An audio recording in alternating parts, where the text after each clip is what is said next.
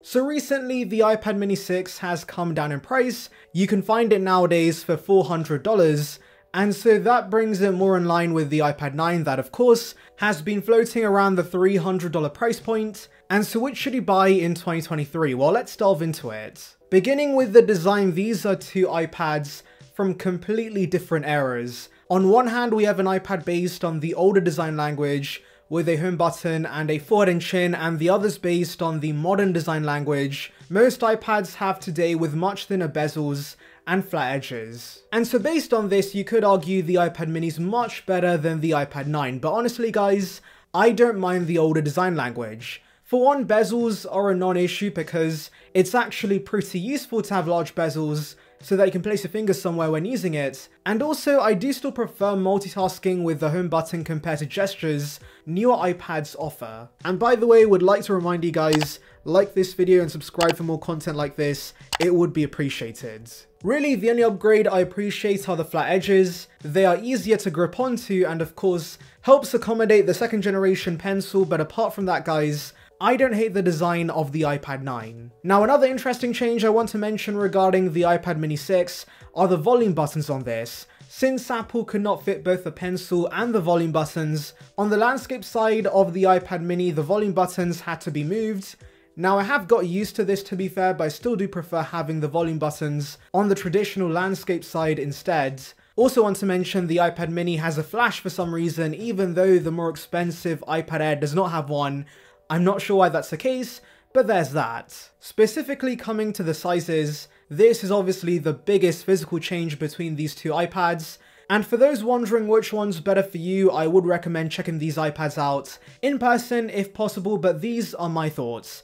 The mini is your quintessential iPad. It's the iPad in its truest form, and for someone like myself, using this at home 24/7, for regular tablet usage, having something like this that's more compact and lightweight is quite nice. The iPad 9 on the other hand has more of a Goldilocks size option that's going to be just right for many consumers. I personally know some who find the mini too small and the 12.9-inch iPads way too big, and so if you can't decide on which size to get, usually going with the 10-inch/11-inch iPads is the best option for you because they're compact enough for regular tablet usage, but they give you more real estate if needed.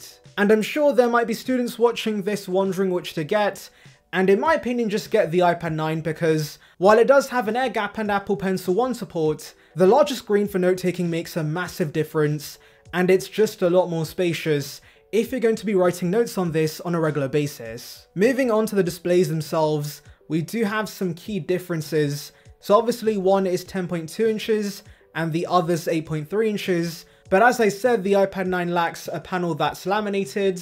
There's also no P3 support and no anti-reflective coating. However, both are LCD 60Hz panels and they both offer 500 nits of brightness and True Tone. So now you may be wondering, is there a big difference between these displays when it comes to regular usage? Well, honestly no, for the most part. For me, the biggest cons with this base iPad is number one, the non-laminated panel, because it does make the Apple Pencil experience slightly worse, and there is an air gap you can see that slightly bugs me, but also number two, there is no anti-reflective coating on this, and that kinda sucks because while both these iPads offer enough brightness indoors, if you go outside, you're going to find it very difficult to see anything on the iPad 9 because the display is super reflective. However, I do want to mention my brother, who's been using this base iPad for the last year or so, has never once complained about the display on this. Obviously, I'm a techie, so I do pick up on these shortcomings, but from his perspective as an average consumer, the display's great,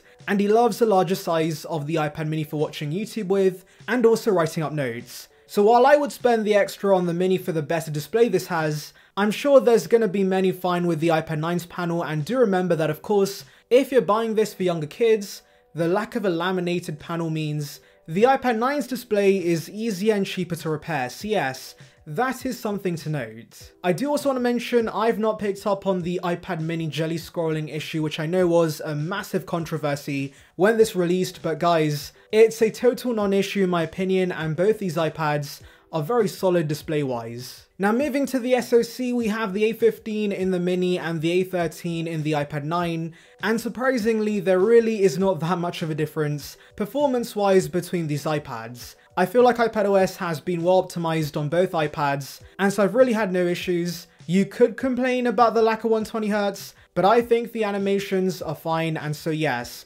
they're both great in this department. I will say though, I do pick up on the Mini handling apps in the background slightly better because it has 4 gigs of RAM versus 3 on the iPad 9, but that's basically it when it comes to performance differences in terms of regular usage. Now of course, if you're going to be doing more taxing activities like photo or video editing, there is a chance you will notice the benefits of the A15, but let's be honest guys, these are base iPads, and so I doubt a majority of consumers are pushing this.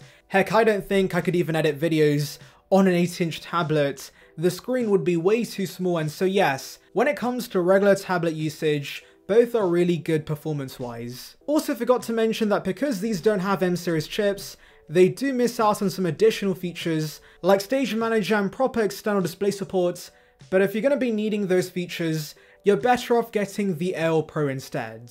Now there is actually one key difference to note with the SoCs, and that's support. Now to be fair, there is still years and years of support left on both iPads, but the Mini having the A15 means it could get 1 or 2 more years of support over the iPad 9, so some of you guys might want to pay the extra for the Mini just for that alone. Now moving to battery life, Apple quotes all iPads to have 10 hours of endurance, but surprisingly I do pick up on a difference between these two iPads battery life wise, and while simply put, the iPad 9 is a champ in this department. Now don't get me wrong, the Mini is definitely solid.